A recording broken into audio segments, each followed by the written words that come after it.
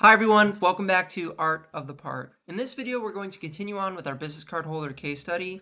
And in the last few videos, we explored a handful of different topics. More specifically, we talked about a mock scenario where a customer sent us a part, and we went through some design optimization and revision and how to make the part more manufacturable, as well as separating out all of these different swivel rotations or cycle 800s into their own configurations so that would be easier for us to import them into Mastercam or whatever CAM program that we're going to be doing our 5-axis programming in. And we even took a little detour here and explored the logo and how to trace out the logo in SolidWorks and Mastercam, and then actually tracing it out line by line in SolidWorks as well. So in this video, we're going to talk a little bit more on the engineering side of things and actually explore SolidWorks Simulation and run a drop test on this part as if it was sitting on a desk or some kind of shelf and somebody bumped into it and it fell and impacted with the ground. So I have to set up a couple things before I can actually jump into SolidWorks Simulation and run that drop test.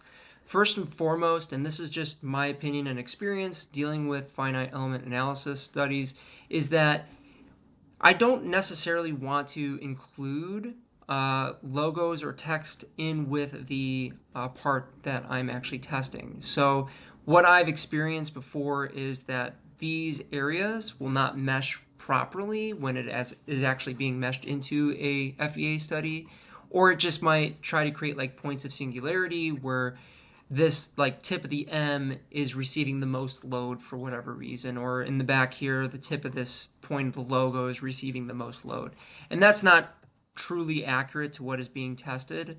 So what I'm going to do is just like what we were doing in the last video, or a couple videos before with the configurations, is I'm going to go over here into the configurations tab and I'm going to make a new configuration where there's no logos or no text present. So I'm going to go click on the configuration manager once again.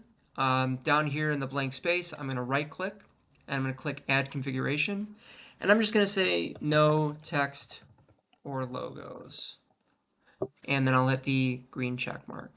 So now I have a configuration that's activated that there's no text or logo. I have to jump back to the feature manager or the feature tree, and I have to suppress out the text for this pocket as well as the text for the front face and then the logo here on the back side. So you can kind of hover over these icons inside of the feature tree and they should highlight. So for example, if I click on that product info, that should highlight. I can right click on it and suppress it. I should have another feature for the name, right click on that, suppress it, and then on the back side, I'm just going to grab the logo sketch through the two split lines here and suppress those as well. So now I have a configuration where there's no active logos or text, and I can go ahead and move into the simulation itself. However, before I actually do move into that, I want to mention that if there is no material specified, it should be default to 6061 because that's how I saved that file out to. But in this configuration, it didn't seem to pull that material type with me. So if you just right click on that material, you can edit the material, and it should open up this window here where SolidWorks materials are available. I'm going to compress the steel. I'm going to open up the aluminum alloys folder, and I'm going to find 6061. And this is a good check for us as well if you already have the material specified, is just make sure that it's reading MPa, so that's the megapascals, and then hit apply. Then I'll close that. So now that the material is set, the logos are suppressed, I can actually go and start a new SolidWorks simulation. So depending on if you were working in SolidWorks Simulation recently, maybe with the bottle opener case study, simulation might already be active. However, if you don't see SolidWorks Simulation on your toolbar or your tabs up here, all you have to do is go to the SolidWorks add-ins tab and then click on SolidWorks Simulation. And that should prompt it as, or add that into your tabs here. So that tab just populated for simulation, and I should be able to access that. One other thing I forgot to mention before we actually jump into the SolidWorks simulation portion of this is I have to set up impact planes that will be used for the simulation itself. And you can do this after you set up the study, but I think it'll be easier to set it up before we go into it. So before we actually go and click on SolidWorks Simulation and create a new study, let's go ahead and actually create those impact planes. So I want to create an impact plane for this corner, and then I want to create another impact plane for that corner. So we're going to run two studies here. So what I want to do is I can either start a sketch here on the on the top plane, or I can start a sketch here on the back plane. I think it might be easier just to start a sketch on the back plane on this face here, just because we can kind of like grab some of these edges a little easier. So for me, I'm going to right click on that back face, and then I'm going to start a sketch. It's going to reorientate me here. And what I'm going to do inside of this new sketch is I'm going to create a reference line or construction line that I can use for a plane to intersect. So kind of have to think about this as almost like a perpendicular relationship, in such that I'm going to create a center line, and I'm going to click on the origin or the center of the part here. And then my next click where this line is going to drop is I want to wake up one of these corners. So where this radius is, you'll notice that as I hover over it, it's going to activate the midpoint of that radius. So I'm going to actually grab the midpoint of that radius, and then I'm going to hit escape. So this is a fully defined line. I'm going from the center of the part to the corner of that edge.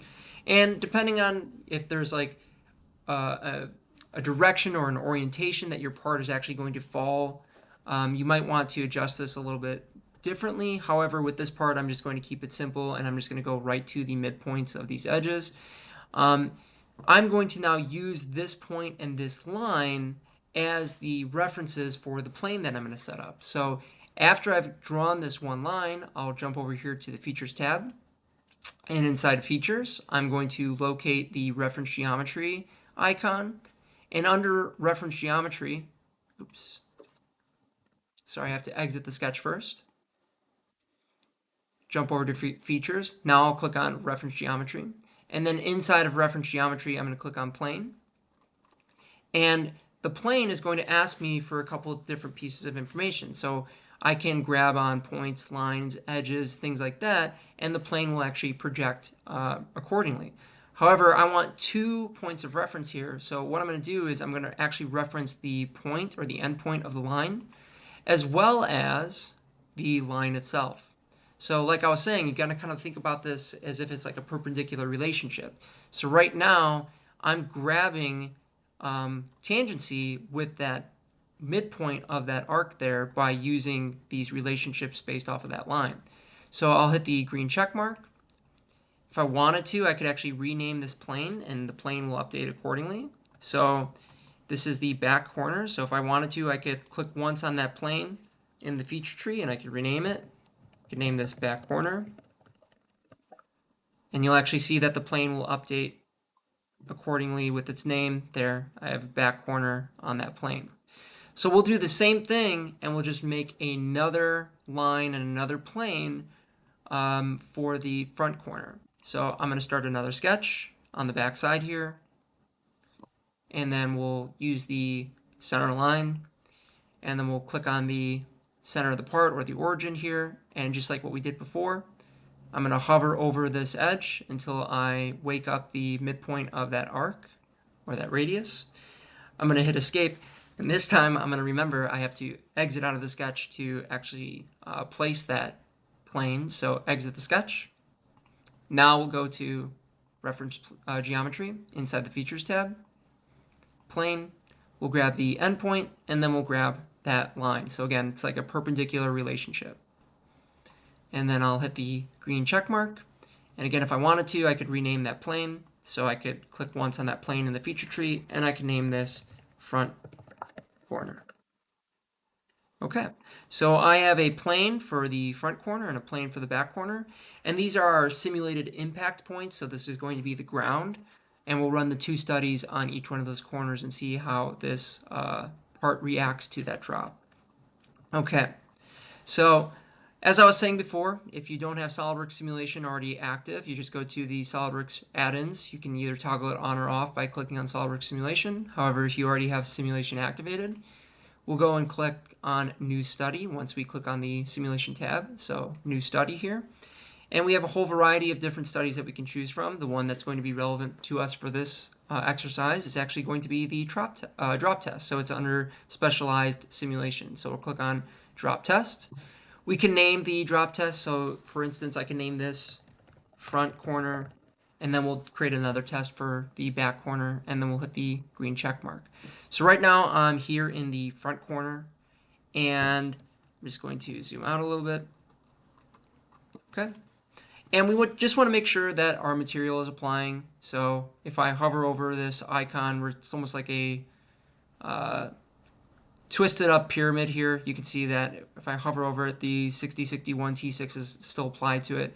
I can also right click on it and apply and edit or change the material as I need or see fit. I can change this or update it to megapascals. Apply, close, that's fine. Okay, so now we're going to right click on the setup here. So in this feature tree on the left hand side where the parameters or properties for our drop test are here, I'm going to right click on setup. I'm going to click on define and edit. And you'll access this drop test setup page, just like if we were setting up a static study. If I click on forces, I can update my forces there. Now it's set up. Okay, so we're going to drop from a height. If you were going to like whip this at the wall or the ground, you could obviously calculate the impact, or sorry, the velocity, and then you could do a velocity at impact study. However, we're just going to do a basic, drop from height. And we're just going to drop from the centroid, and we're just going to update this to inches. And we're going to simulate this as if it was being like dropped off of a shelf, and I'm going to say like 48 inches. So it's going to be 4 feet up off the ground. If somebody bumped it with their shoulder or their hand or something like that, and it fell to the ground, we'll say 48 inches. And then we're choosing what direction it's actually falling. So for us, this gravity here, I'm going to choose on that front corner. And you can see how the arrow is actually now pointing to that front corner. And then if you just want to calculate for gravity, it's just going to be the standard 9.81. And we'll just make it normal to gravity. All this other information we don't really need to change, and we can just hit the green check mark. So before we actually mesh and run the study, I think it's always appropriate to point the studies to a certain location so that you don't have a bunch of FEA study files just hanging out in a folder somewhere. So you're going to right click where it says front corner up here, whatever you named the test or the study. It might say drop 1, and we're just going to click on properties. So we right click on that, properties, and then right now it's saving to a specific document folder. So I'm going to click on that so I can actually choose. So I'm deselecting that tick box. I'm going to browse for a folder now, and I'll just right click in this folder I have for my business card holder, and I'll title it new, or make a new folder rather, and I'm just going to title this front corner drop test, and then click on that and click on select folder and hit OK. So now all of my mesh files and my FEA study simulations are going to go into that file now, so I don't have like a file folder that's littered with all these different files now. So you can right click on the mesh. You can actually create a mesh and run if you wanted to. I'm going to talk a little bit about the mesh itself. So if you create the mesh, you can actually choose what mesh density you want. So if you want it to be a little bit more accurate, you could bring this up to fine. However, we're just going to leave it at its default values.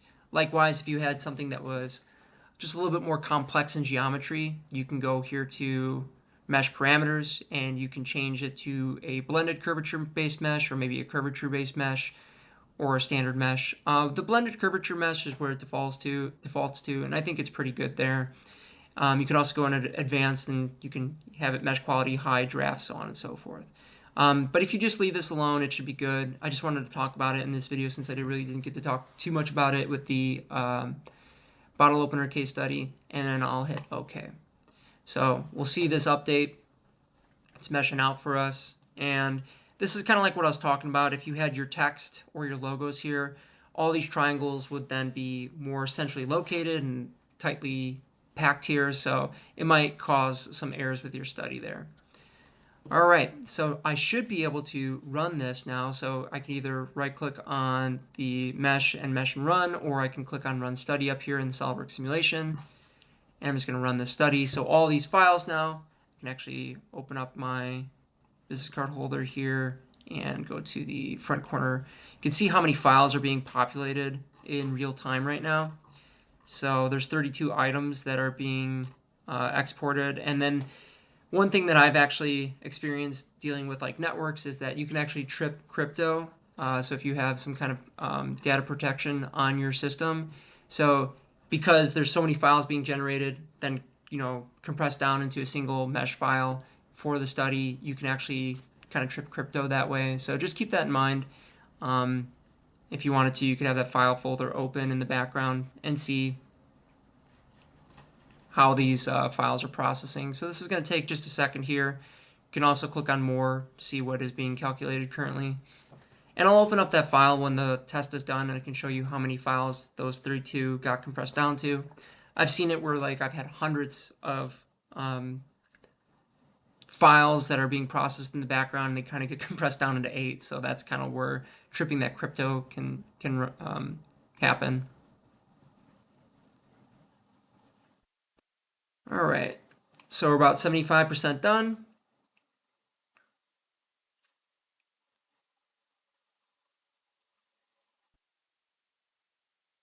And this is kind of incredible stuff here. So back when I was learning on SolidWorks, just based on the hardware and the computers that we're using, these drop tests would probably take anywhere between like 5 and 10 minutes.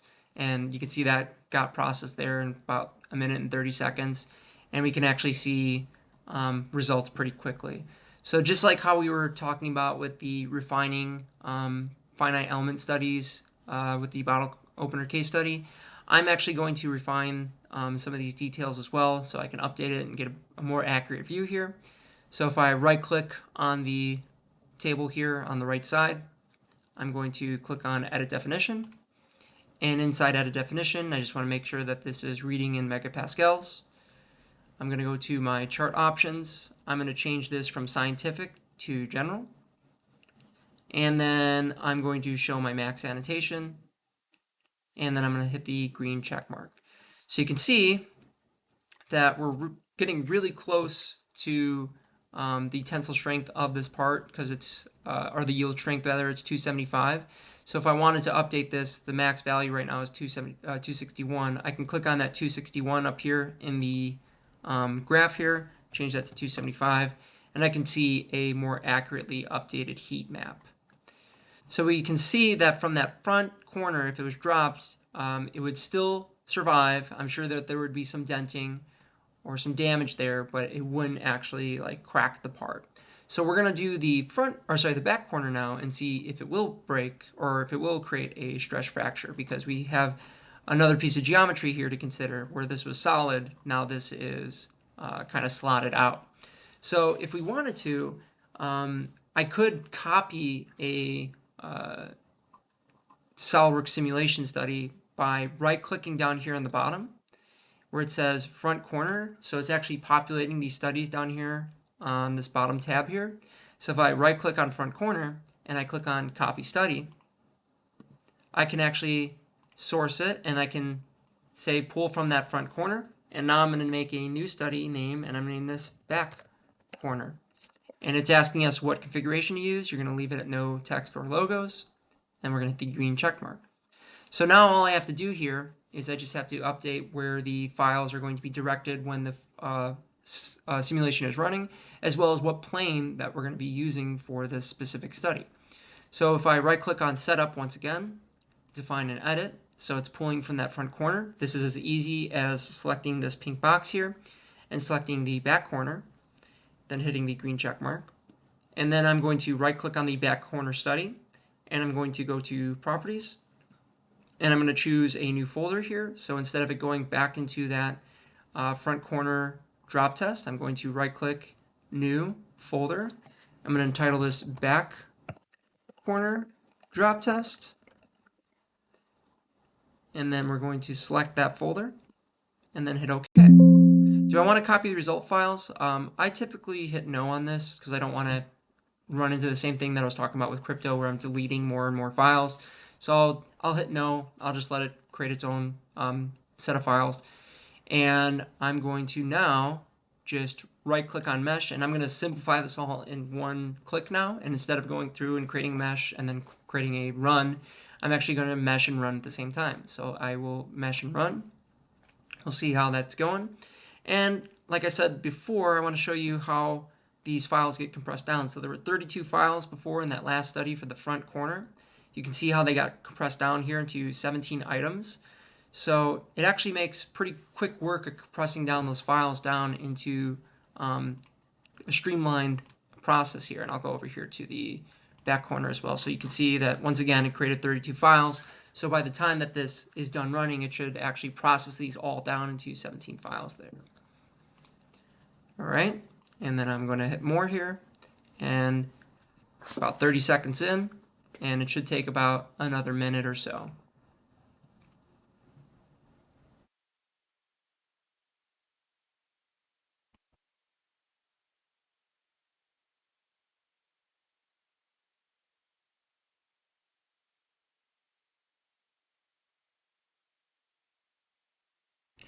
This one's moving pretty good compared to the last one. That's pretty good.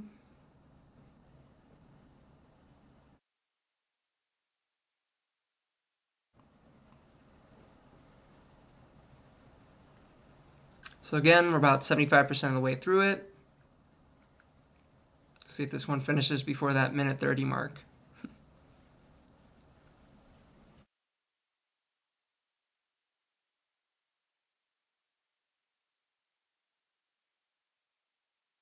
Ooh, minute 30, right on the mark. All right.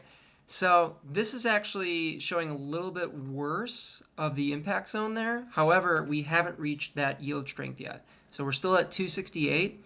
And since we just copied the study, I actually do not have to go back into the definitions like we did before because it's pulling all those same settings. So right now, I've actually done everything I need to do on this back corner. So I have a study here for the front corner. If I go over here to the tab here and I double click on stress test, you can see that it's 261. And then once again, if I go over here to the back corner and I double click on stress, I see it at a value of 268. So if you wanted to, you can go ahead and explore on your own and see how high you actually have to drop it before you reach that yield strength. And maybe go another, 12 inches, maybe go, another 2 feet, so on and so forth. Try it out, see how it goes. But as far as what we're going to explore here with this, it should be good to go at 48 inches, and we don't have to increase any of the strength here. So I'm going to end the video on that one. Thanks for watching, and we'll see you in the next one.